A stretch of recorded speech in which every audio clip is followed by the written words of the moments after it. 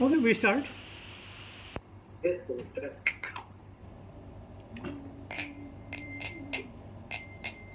जय राधा माधव कुंज विहारी, जय राधा माधव कुंज विहारी, जय गोपीजन वल्लभ गिरिवरधारी,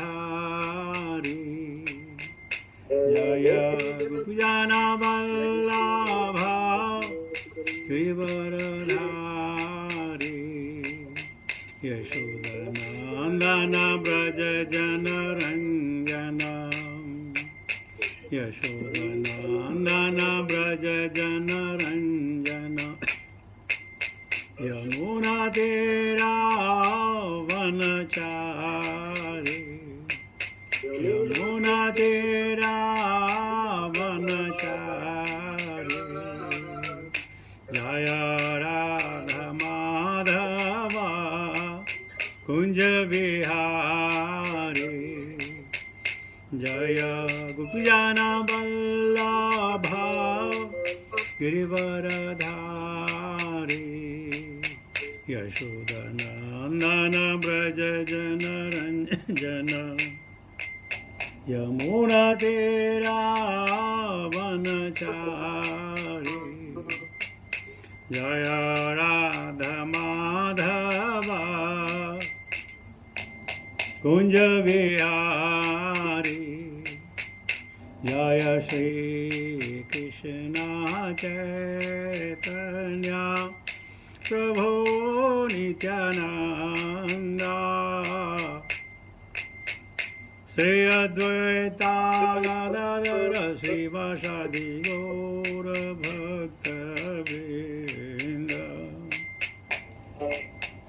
भज श्री कृष्ण चैतन्य प्रभो नित्यानंद, श्री अद्वैता गदाधर श्रीवासादि गौर भक्तवृंद,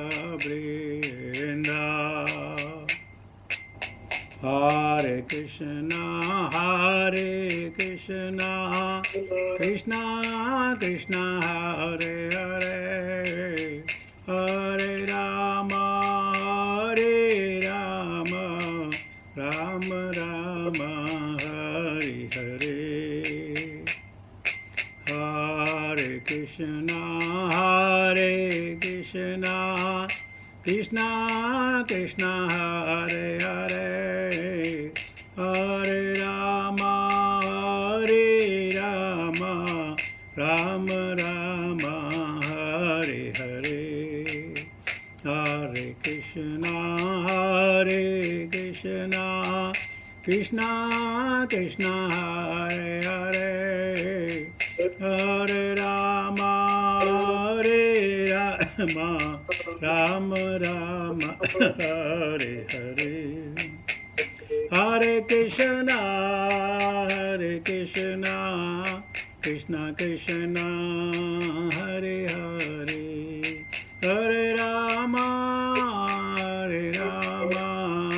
राम राम हरे हरे, हरे कृष्णा कृष्णा कृष्णा हरे हरे, हरे राम राम राम हरे हरे, हरे कृष्णा कृष्णा कृष्णा हरे हरे, हरे राम राम राम हरे हरे, हरे कृष्णा कृष्णा कृष्णा हरे हरे, हरे राम राम राम हरे हरे, हरे कृष्णा कृष्णा कृष्णा हरे हरे, हरे राम राम राम हरे हरे, हरे कृष्णा कृष्णा कृष्णा हरे हरे, हरे राम राम राम हरे हरे, हरे कृष्णा कृष्णा कृष्णा हरे हरे, हरे राम राम राम हरे हरे। जय प्रभुपदा जय प्रभुपदा जय प्रभुपदा श्रील प्रभुपदा, जय गुरुदेवा जय गुरुदेवा जय गुरुदेवा जय गुरुदेवा। हरे नाम संकीर्तन नमो सबकी जय। भक्ति वेदांत स्वामी शिल प्रबंध महाराज की जय। निताई गौर प्रेमानंद हरे हरि बोल। ओम नमो भगवते वासुदेवाय, ओम नमो भगवते वासुदेवाय, ओम नमो भगवते वासुदेवाय। नारायणं नमस्कृत्य नरं चैव नरोत्तमं देवीं सरस्वतीं व्यासां ततो जयमुदीरयेत्। नष्टप्रायेषु भद्रेषु नित्यं भागवत सेवया भगवती उत्तम श्लोके भक्तिर्भवति नैष्ठिकी। So today 119.19 महर्षियो वै समुपागता ये प्रशस्य साधुत्यनुमोदमानाः ऊचु प्रजानुग्रहशीलसारा यदुत्तमश्लोकगुणाभिरूपम्। महर्षियो वै समुपगता ये परशस्य साधुत्यनुमोदमानाम् ऊचु प्रजानुग्रहशीलसारा यदुत्तमश्लोकगुणाभिरूपम्।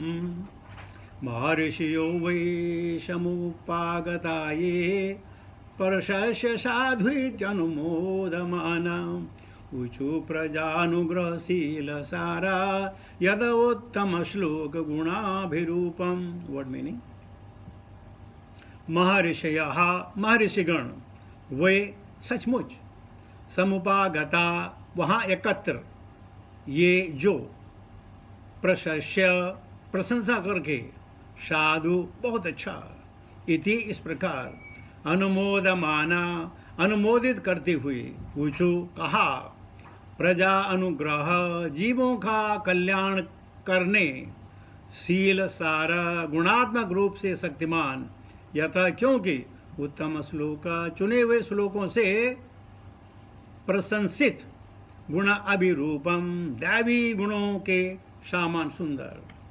Translation purport bye divine grace भक्ति वेदांत स्वामी शिल प्रभुपाद। वहाँ पर एकत्र हुए सारे ऋषियों ने भी महाराजा परीक्षित के निर्णय को सहारा और बहुत अच्छा साधु साधु कहकर उन्होंने अपना अनुमोदन व्यक्त किया। स्वभावतः मुनिगण सामान्य लोगों का कल्याण करने के लिए उन्मुख रहते हैं, क्योंकि उनमें परमेश्वर के सारे गुण पाए जाते हैं। अतएव वे भगवान के भक्त महाराजा परीक्षित को देखकर अत्यंत प्रसन्न हुए और इस प्रकार बोले। परपोर्ट, भक्तिमय सेवा का पद प्राप्त करने पर जीव का प्राकृतिक सौंदर्य बढ़ जाता है। महाराज परीक्षित भगवान कृष्ण की आसक्ति में लीन थे। यह देखकर वहां पर एकत्र सारे ऋषि अत्यंत प्रसन्न थे। उन्होंने साधु साधु कहकर अपनी ओर से अनुमोदन किया। ऐसे ऋषि सामान्य लोगों का कल्याण चाहते रहते हैं, और जब वे महाराजा परीक्षित जैसे महानुभाव को भक्ति पथ पर अग्रसर होते देखते हैं तो उनके हर्ष की सीमा नहीं रहती, और वे अपनी शक्ति में जो है वे सब आशीर्वाद देते हैं। भगवत भक्ति इतनी शुभ है कि सारे देवता तथा ऋषि, यहाँ तक कि स्वयं भगवान भी भक्त से प्रसन्न हो जाते हैं। इसलिए भक्त को प्रत्येक वस्तु शुभ दिखाई देती है। प्रगतिशील भक्त के मार्ग से सारी अशुभ बातें हटा ली जाती हैं। मृत्यु के समय महर्षियों से भेंट निश्चय ही महाराज परीक्षित के लिए शुभ थी और इस तरह वे ब्राह्मण बालक के तथा कथित साप से धन्य हो गए। ओम ज्ञानतिमिरान्धस्य ज्ञानाञ्जन शलाकया चक्षुरुन्मीलितं तस्मै श्री गुरुवे नमः। श्री चैतन्य मनोभीष्टं स्थापितं येन भूतले स्वयं रूपकदा मह्यं ददाति सुपदन्तिकं वन्दे अहं श्रीगुरुं सदा पदकमलं श्रीगुरुन् वैष्णवां च श्रीरूपं सागरजातं सागना रघुनाथान् विततं सजीवं साद्वैतं सावधूतं परिजनसहितं कृष्णचैतन्यदेवं श्रीराधा कृष्णपादान् सहगना ललिता श्रीविशाखान्वितां च हे कृष्णकरुणा सिन्धु दीनबन्धो जगत्पते गोपेश गोपिकान्त राधाकान्त नमस्तुते तप्तकंचन गौरंगी राधे वृंदावनेश्वरी वृषभानुसुते देवी प्रणमामि हरिप्रिये। वाञ्छाकल्पतरुभ्यश्च कृपा सिन्धुभ्येव च पतितानां पावनेभ्यो वैष्णवेभ्यो नमो नमः। जय श्री कृष्ण चैतन्य प्रभो नित्यानंद श्री अद्वैत गदाधर श्रीवासादि गौरभक्तवृंद। हरे कृष्ण कृष्ण कृष्ण हरे हरे हरे राम राम राम हरे हरे।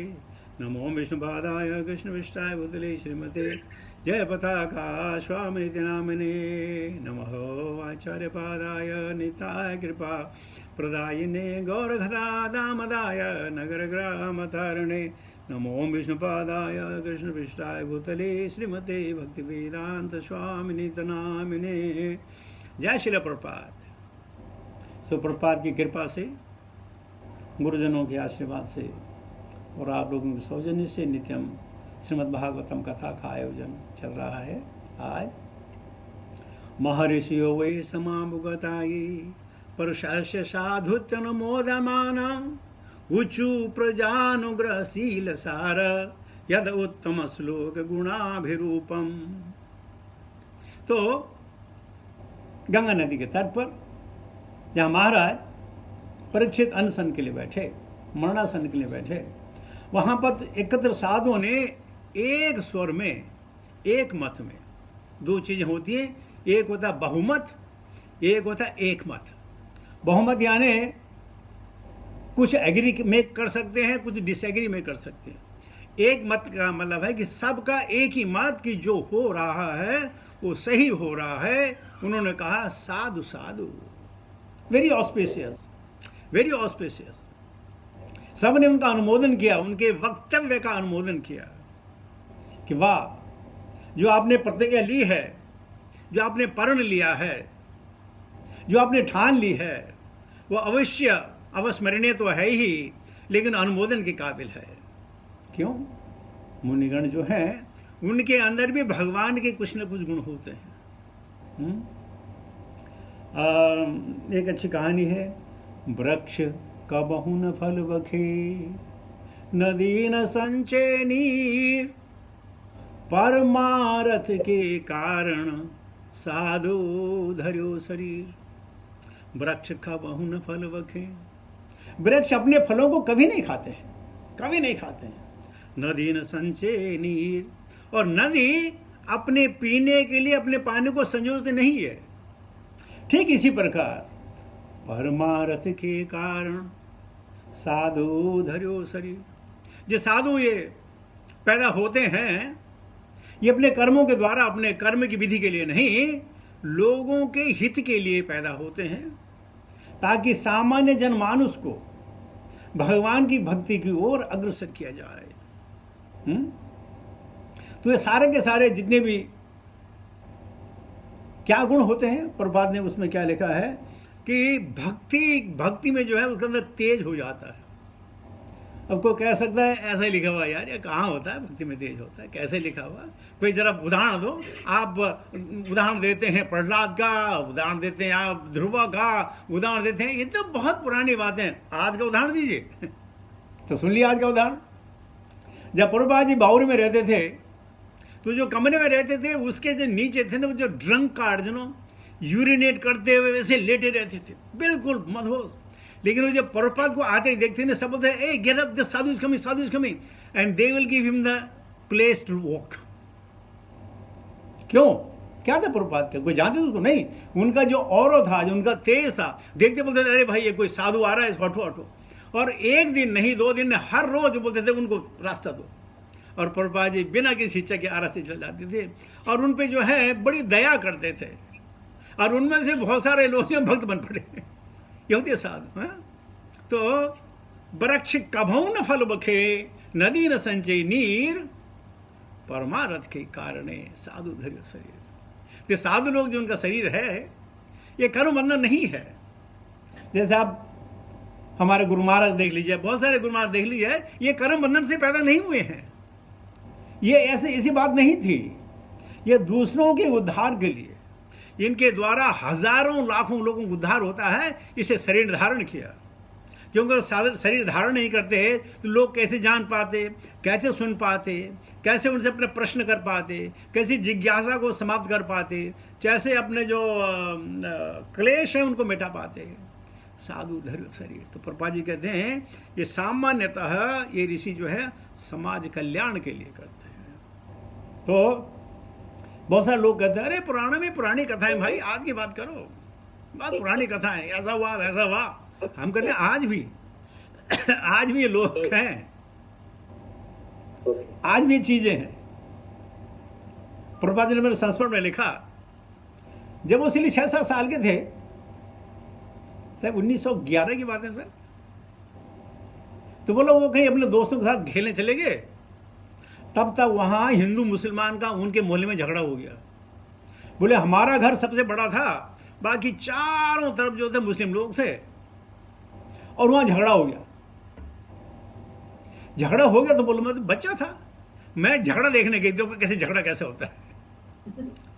तो झगड़ा देखने क्या, मेरे घर में मेरे बाप रो रहे हैं, पिताजी रो रहे हैं, भाई बहन रो रहे हैं, कहाँ चला गया कहाँ चला गया कहाँ चला गया, और मैं तो देखने गया था कि लड़ाई कैसे होती है। तो जब बोला वहां एक मुसलमान ने मुझे देखा, उसने मेरे ऊपर दौड़ नहीं आया, तब मुझे पता चला। मैं इतनी तेजी से भागा जान बचाने के लिए कि जिंदगी में इतना तेज मैं कभी नहीं भागा। और मैं घर आ गया। जब घर आ गया तो पिताजी ने देखा, माता ने देखा, मैं पसीने से लथपथ बिल्कुल, और मैं डर के मारे अपने कमरे में गया, कंबल ओढ़ बिल्कुल सो गया। तो क्या बोला, बस वो डंडा मेरे पे लगने वाला, सिर में लगता, पीछे से तो खत्म हो गया था, लेकिन वो 2-3 इंच का फर्क रहा, क्योंकि भगवान को मालूम था कि अभय चरण अभी तूने बहुत काम करने भाई। तू पहले अपने आप को बचा, तब दुनिया में लोगों को बचाएगा। हा? तो परमार्थ के कारण साधु धर्य शरीर। अजीब अजीब बातें हो जाती। अगर आपने राधा बम्बई वाले नाम बोलूँगा मैं, ना राधा गोविंद राधानाथ महाराज की नाम कहानी सुनी होगी। घर से भाग गए, जंगलों में रहे, कभी खाया कभी नहीं खाया, कभी पेड़ के नीचे सोए, बहुत कष्ट सहे। अपने पिताजी को पत्र लिखते, लेकिन उनसे पत्र वापस नहीं आते, क्योंकि उनके पास यहाँ एड्रेस नहीं था, इंडिया का एड्रेस नहीं था। कभी ऋषिकेश में रहे, कभी गुफा में रहे, कभी यहाँ रहे, कभी वहाँ रहे, कभी। बड़े दुख उन्होंने झेले, लेकिन दुख झेलने से क्या हुआ, जितने उन्होंने दुख झेले उतनी उनकी जो है भक्ति बढ़ी। और आज देखो उनके दुनिया में कैसे कैसे उनके शिष्य हैं, कैसे कैसे प्रवक्ता हैं। गौर गोपाल प्रभु ले लीजिएगा, और एक नहीं हजारों। क्या उन्होंने कर दिया। आप भक्ति नहीं, और उनका मैं बोला था, ये जिन्होंने किताबें लिखी हैं, गोपाल नहीं, अरे बड़ा अच्छा नाम उनका है, राधेश्याम प्रभु। नहीं राधे तो वो उसके हैं, वो तो पूना वाले हैं, वो बहुत सारे। अरे जिन्होंने ये बनाया, ये को पहले बनाया गौरांगा प्रभु। देखिए बाप रे बाप, तो एक नहीं, एक अनेक। तो इन लोगों ने इतना कष्ट सहा, और उस कष्ट में भगवान की ऐसी अनुभूति हुई कि जिसको कुछ कहा वो कार्य करने लगे, और उनके द्वारा हजारों लाखों लोगों को जो है फायदा पहुंचाया, डायरेक्टली और इनडायरेक्टली है। तो प्रभुपाद जी कहते हैं साधु का मतलब है दूसरे पर दया करना है, दूसरे के हित की रक्षा करना। अपने लिए कुछ नहीं चाहिए। प्रभात के एग्जाम्पल ले लीजिए आप, आराम से अपने गुरु महाराज की तरह वृंदावन में बैठते, राधा दामोदर टेम्पल में 2 कमरे थे, भजन करते, कीर्तन करते, बगल में ही रूप और सनातन की वो थी कुटिया थी, कुटिया में रहते, मजे करते। लेकिन नहीं, उनको मालूम था कि दुनिया को बचाने के लिए मुझे एक साहसी कदम लेना पड़ेगा। तो इस प्रकार ये साधु लोग भी अपने अपने स्थानों को छोड़ के आए हैं। किसने अपने यज्ञ छोड़ा, किसने अपने त्याग छोड़ा, किसने अपने अध्याय छोड़ा, किसने ये छोड़ा, किसने वो छोड़ा, क्योंकि यहां आए भक्त का संग करने के लिए। तो यह है भक्ति की महिमा। दुनिया में अगर किसी को कुछ चाहिए तो भक्ति चाहिए। भक्ति के अलावा बाकी सब चीज नगण्य हैं, कोई चीज की वैल्यू नहीं है। किसी ने मुझसे पूछा, बहुत शानदार क्वेश्चन, कि प्रभु ना हम कुछ लेकर आए ना कुछ लेकर जाएंगे, तो ये जद्दोजहद क्यों, ये परेशानी क्यों? अरे मैंने कहा सुनो मेरी बात को, तुम अपने कर्म लेकर आए और कर्म लेकर के जाओगे, मत बोलो कुछ नहीं लेकर के आए। हर आदमी अपने कर्म लेकर आया और अपने कर्म को लेकर के जाएगा। बोलो अच्छा ऐसा होता है? मैंने कहा ऐसा होता है। मत बोलो कि हम नंगे आए नंगे जाएंगे। नंगे आए तो साथ में कर्म भी साथ में आए, और नंगे जाओगे तो कर्म भी साथ में लेके जाओगे। कर्म प्रधानता है। और कौन सा कर्म? अगर हम अकर्म कर सकें, भगवान के लिए सारे कार्य कर सकें। परीक्षित ने जो कर दिया, ये ऋषि मुनि जो बहुत ही विशाल बुद्धि के हैं, वो कहते हैं साधु साधु, बहुत अच्छा बहुत अच्छा। आइए दूसरा सिलेक्ट नंबर 20 पे ले लेता हूं। नवाइदम राज ऋषिवर्य चित्रम भवत्सु कृष्णा समनुवृत्तिषु ये ध्यासनम राज क्रीट जुष्टम सद्यो जुहुर्भगवतश्वर कामः। मुनियों ने कहा, हे भगवान कृष्ण की परंपरा का पालन करने वाले पांडुवंशी राज ऋषि के प्रमुख, यह तनिक भी आश्चर्यप्रद नहीं कि आप अपना सिंहासन, जो अनेक राजाओं के मुकुटों से सुसज्जित है, भगवान का नित्य सानिध्य प्राप्त करने के लिए त्याग रहे हैं। मूर्ख राजनीतिज्ञ जो प्रशासनिक पदों पर डटे हुए हैं, सोचते हैं कि वे जिन अस्थायी पदों पर हैं वे जीवन की सर्वोच्च उपलब्धि है, अतएव वे उन पदों पर जीवन के अंतिम क्षणों तक चिपके रहते हैं। उन्हें इसका ध्यान कहाँ कि मुक्ति प्राप्त करके भगवत धाम में भगवान के पार्षदों में से एक पद प्राप्त करना जीवन का सर्वोच्च उद्देश्य है। मनुष्य जन्म इसी के लिए मिला है। भगवान ने भगवत गीता में हमें कई बार आश्वस्त किया है कि सनातन भगवत धाम वापस जाना सर्वोच्च उपलब्धि है। प्रहलाद महाराज ने भगवान नरसिंह से प्रार्थना करते हुए कहा, हे प्रभु, मैं जीवन की भौतिकवादी शैली से अत्यधिक भयभीत हूँ।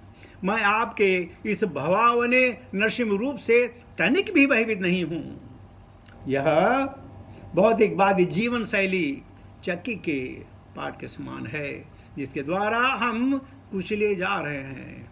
हम जीवन की उत्ताल तरंगों के भयावह भंवर में गिर गए हैं।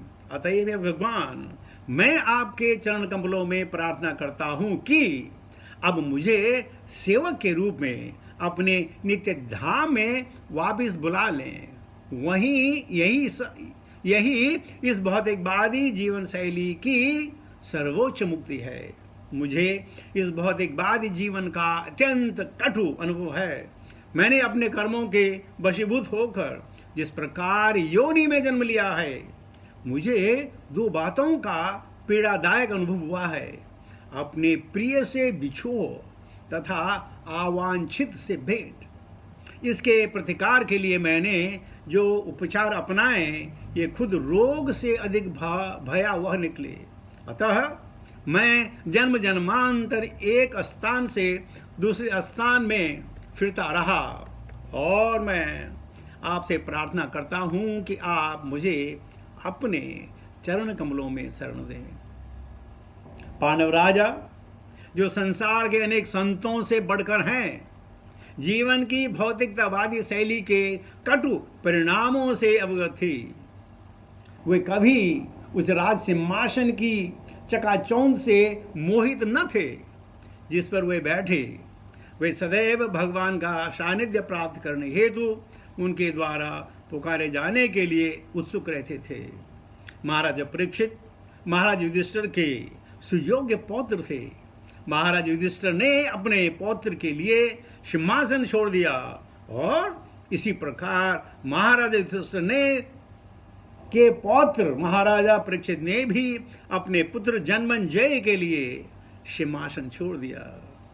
इस वंश के सारे राजाओं का ऐसा ही रिवाज था, क्योंकि वे सभी कृष्ण की परंपरा का पालन करने वाले थे। इस तरह भगवत भक्त कभी भी भौतिकवादी जीवन की चकाचौंध से मोहित नहीं होते और वे निष्पक्ष भाव से झूठे भ्रामक भौतिकवादी जीवन के विषय में अनासक्त रहते हैं। आहा, कितना शानदार प्रपोर्टेशन है प्रभुपाद का। काश मैं इसे अपने जीवन में उतार पाता। ये किसी हिम्मत नहीं है कितना शानदार कि परंपरा। युधिष्ठिर महाराज को राज सिंहासन का लोभ बिल्कुल नहीं था, कतई लोभ नहीं था। अर्जुन ने कहा, न कांक्षे विजयम कृष्ण न राज्यम सुखानि च। हमें कोई कांक्षा नहीं है, आप कह रहे हैं तो।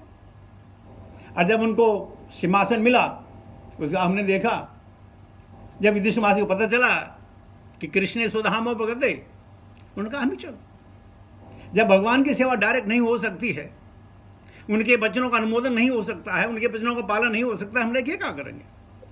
उन्होंने वो राज सिंहासन तीर्ण की तरह छोड़ दिया।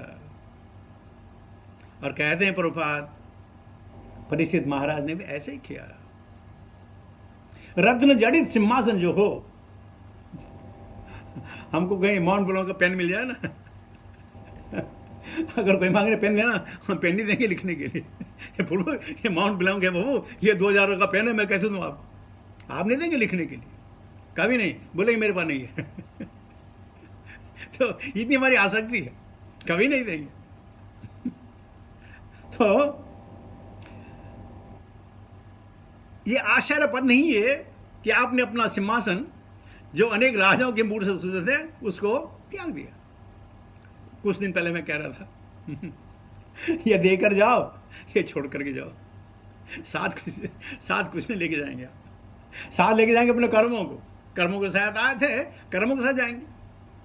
लेकिन कभी कभी क्या होता है, हम दुविधा में रहते हैं। हम कुछ बोलते हैं और कुछ करते हैं। बोलते अलग हैं, कुछ करते हैं। एक बार क्या हुआ, आप बोलते हैं प्रभु जी बहुत कथा सुनाते हैं तो आज आपको एक अच्छी सा कथा सुनाऊंगा ताकि आपका ध्यान भी लगा रहे। एक जगह थी, वहां चोरी हुई। जब चोरी हुई तो पुलिस ने अन्वेषण किया और एक चोर को पकड़ा। चोर की बहुत पिटाई की और पिटाई करने के बाद उसे छोड़ दिया। और उसकी जान पहचान थी किसी पॉलिटिशियन के साथ। वो पॉलिटिशियन के पास गया कि बोलो देखो मैं इतना मारा है, ये किया है। वो पॉलिटिशियन वहां के जो जज है उसके पास गया और जज को बोला देखो ये कितने बहसीत है जिन्होंने उसको मारा है, इसमें जो है 100 कोस नोटिस होना चाहिए। तो जज ने 100 कोस नोटिस लिख दिया कि इस व्यक्ति को बिना अपराध के आपने क्यों मारा। 100 कोस नोटिस। अब बेचारे सारे पुलिस वाले परेशान कि अरे 100 कोस नोटिस, अगर हम चोर को पीटेंगे तो बताइए कैसे। खैर लगे लिखने, ऐसा हुआ, हमने नहीं मारा, चला कहीं सड़क में गिर गया होगा, कुछ हो गया, बातें बनाने लगे। उसमें क्या हुआ, कुछ दिन के बाद जो जज था उसके एक बहुत अच्छा दोस्त था, उसकी गाड़ी चोरी हो गई। अब जज ने फोन किया, इत्तेफाकन वही पुलिस से नजदीक था, एसएचओ को फोन किया कि देखो ऐसी ऐसी चोरी हो गई है, जाके इसका जो है तुम अन्वेषण करो। तो एसएचओ समझ गया कि तो जज साहब हैं जिन्होंने मेरी खाट खड़ी कर रखी है। बोले जज साहब आपको पुलिस थाने में आकर के एफआईआर करनी पड़ी। बोले मैं? बोले हाँ, आपको थाना आना पड़ेगा। बोले क्यों? बोले यही नियम है, आपने हमें नियम सिखाया। तो खैर जज साहब ने क्या कहा, अपने दोस्त को बोले जाओ रिपोर्ट लिखा। उसका दोस्त आया, थाने रिपोर्ट लिखाई। उन्होंने कहा ठीक है, जैसे चोर पकड़ा जाता हमको बता दें। तो होते करते साहब कोई 15-20 दिन हो गए। जज को बड़ा गुस्सा आया, ये निकम्मी पुलिस अभी तक चोर को नहीं पकड़ पाए। तो उन्होंने फोन किया कि चोर पकड़ा? बोला हाँ जी पकड़ा। बोला फिर? बोला साहब हम उसको चाय पिलाते हैं, नाश्ता कराते हैं, उसकी मसाज करते हैं, उसको हाथ जोड़ते हैं कि भैया बता चोरी का माल कहाँ है। बोला लेकिन वो नहीं बताता है। बोलो कई दिन से हम सब हाथ जोड़ते हैं, भैया बता देना चोरी का माल कहाँ है। तो जज ने बोला अरे ऐसा थोड़ी बताएगा, उसको 2 दिन डंडे मारो उसके तब बताएगा। बोला हम डंडे मारे हैं तो आप हमको फिर दूसरा शोकॉज नोटिस दे देंगे, आप ही हमको दूसरा शोकॉज नोटिस दे देंगे। तो ये कहानी मैं इसलिए बता रहा हूं कि हम कहते कुछ हैं करते कुछ हैं। हम हर समय जो अपना गोल पोस्ट चेंज करते रहते हैं, कभी इधर कभी इधर, ये सही है ना, ये सही है, ये सही है, ये सही है, ये सही है, हमें मालूम नहीं सही क्या। तो वो जज जिसने शोकॉज नोटिस दिया आज वो बोलता 2-4 डंडे मारो तब बताएगा कि चोरी का माल कहाँ है। तो जब अपने पे पड़ती है ना तब हमारे सारे उदाहरण स्वरूप चेंज हो जाते, इधर उधर सब हो जाते हैं। लेकिन भगवान का नित्य पार्षद बनना, भगवान का भक्त बनना बड़ी उपलब्धि है। सुदामा की हम परसों कथा कह रहे थे, तो सुदामा ने गरीबी झेलना स्वीकार किया, लेकिन ऐशो आराम में भगवान को भूलना उसको कतई मंजूर नहीं था। और कहते हैं जब सुदामा द्वारिका से वापस आए तो उसके घर में भव्य महल थे, नौकर चाकर थे, सब कुछ थे। वो अपनी पत्नी सुलभा के पास आया और कहा हे देवी तुमने जो चाहा तुम्हें मिला, अब मुझे अपने वही पेबल का पेड़ है उसके नीचे बैठूंगा, भजन कीर्तन करूंगा, अपना कान्हा की याद करूंगा, यह मेरा जीवन है। लेकिन एक चीज है, जिस प्रकार तुम भूख से वंचित रही, तुम्हारे बच्चे भूख से वंचित रहे, अब ये तुम्हारा दारोमदार है कि जिस मोहल्ले में जहां तक तुम्हारी नजर पड़े, जहां तक तुम्हें सुनाई दे, कोई भी भूखा न जाए। और यही सुदामा की बात शिला प्रभुपाद ने अंगीकार की कि हमारे इस्कॉन के नजदीक, जितने भी नजदीक, कोई आदमी भूखा नहीं रहना चाहिए। कैसे करके सबको प्रसाद खिलाओ, ये होते साधु। तो भगवान का भक्त बनना ही बड़ी बड़ी उपलब्धि है संसार में, बहुत बड़ी उपलब्धि है। लेकिन क्या आप बोले से हम भक्त बन जाएंगे? हाँ बन जाएंगे, बन जाएंगे। क्यों कि हमारा विचार जो भी हो, धीरे धीरे करके विचार बदल जाते हैं। वो एक क्या है, वो रस्सी से पड़ जाता है पत्थर पे। करत करत अभ्यासम जरिमत होत सुजान, रस्सी आवत जावत सिल पर पड़े निशान। करत करत अभ्यास ते जड़मति होत सुजान, रस्सी आवत जावत सील पर पड़े निशान। कभी आपने पोखर देखा होगा, कुएं देखे होंगे, तो रस्सी बताओ कितनी कमजोर होती है, लेकिन जब वो पानी से खींचते हैं पत्थर के ऊपर से, तो पत्थर के ऊपर लकीर आ जाती है, लकीर आता है। तो क्या था शुरू, क्या था शुरू, क्या था? जड़ मत हो तो सुजान। उससे पहले करत करत अभ्यास से, तो अभ्यास तो करना ही होगा। चाहे आपका ध्यान चांटिंग में लगे, चाहे मेरा ध्यान लगे, चाहे मैं पढ़ के कुछ समझ पाऊं, पढ़ के ना समझ पाऊं, लेकिन ये कार्य तो हमें करने ही पड़ेंगे। रिपीटेशन ये कार्य तो हमें करने ही पड़ेंगे। अभ्यास अभ्यास अभ्यास। और भगवान कहते हैं अभ्यास योग युक्तेन चेतुषानन्यगामिना परमं पुरुषम दिव्यम याति पार्थानुचिंतयन्। भगवान कहते हैं भाई अभ्यास करो, अभ्यास करो। असंशयम महाबाहो मनो दुर्निग्रहम चलम अभ्यास ने तो कौन्तेय वैराग्य न चिन्हिते। वैराग्य विद्या निज भक्ति रूप। तो क्या आप और हम ये कह सकते हैं कि हम शानदार एसी कमरे में बैठे हैं, लाइटें लगी हैं, सब कुछ लगी है, क्या हमको विरक्ति कभी आएगी? हाँ, ये चीज़ें सब चाहिए ताकि भगवान की अच्छे से सेवा हो सके, लेकिन इसमें आसक्ति ना हो। आसक्ति ना हो, बाकी सब चाहिए।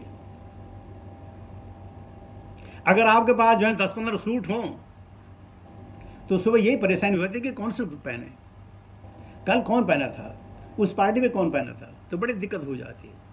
और जिसके पास एक ब्लेजर हो वो आराम से ब्लेजर पहनेगा और धड़क से चल जाएगा। ज़्यादा से परेशानी, कम से परेशानी नहीं होती है। तो इस प्रकार ये अनुमोदन करते हैं ऋषि, कहते हैं कि बाप रे बाप, इतने वैराग्य विद्या निज भक्ति रूपम। जब तक वैराग्य उत्पन्न नहीं होगा भक्ति नहीं मिलेगी। देहानुवर्तनम त्यक्त्वा बहुत अच्छा है, देहानुवर्तनम त्यक्त्वा। अरे समथिंग क्या है कि सबसे पहले अपने शरीर के सार श्रृंगार को छोड़िए। बाजार में जाकर के आपको जो है लीडर होने की जरूरत नहीं है, बस सबको त्यागना है, भगवान को अपनाना है। और जो भगवान को अपनाएगा ये चीजें अपने आप समाप्त हो जाएंगी और वैभव खत्म नहीं होगा। ये नहीं है कि आप भूखे मरेंगे, ये होगा वो, नहीं नहीं, ऐसा कुछ नहीं होगा। भगवान तो देने वाले हैं ना। कई बार कहता हूं, अजगर करिए न चाकरी, पंछी करे न काम, दास मलुका कह गए सबके दाता राम। अरे भाई, जिसने वो 2.5-3 इंच का मुंह दिया है उसमें डालने के लिए उसने पूरा प्रबंध करके रखा हुआ है? कुछ कर्मों के द्वारा संचित है और कुछ कृपा के द्वारा, कुछ हमारे प्रारब्ध हैं और कुछ हमारी जो है प्रभु की इच्छा है। तो इस प्रकार सारे के सारे जो ऋषि मुनि बैठे थे, आज कल ऋषि मुनि एक एक कंबल पर झगड़ा कर लेते हैं, एक एक दंडू पे झगड़ा कर लेते हैं, वहाँ हम कहाँ बैठे, यहाँ दूसरा क्यों बैठा, ऐसे भी ऋषि हैं। लेकिन जो भगवत प्रिय हैं वो जहाँ बैठ जाए वही उनको गोलोक धाम है, वही समाधि लगती है, वही भगवान की याद आती है और भगवान वही उनको सर्वस्व देते हैं। तो आइए, इसके साथ ही मैं अपनी वाणी को विराम देता हूँ। बहुत बहुत धन्यवाद कि आप लोगों ने मुझे मौका दिया भगवान के बारे में कुछ कहने का और कुछ स्मरण करने का। हरे कृष्ण।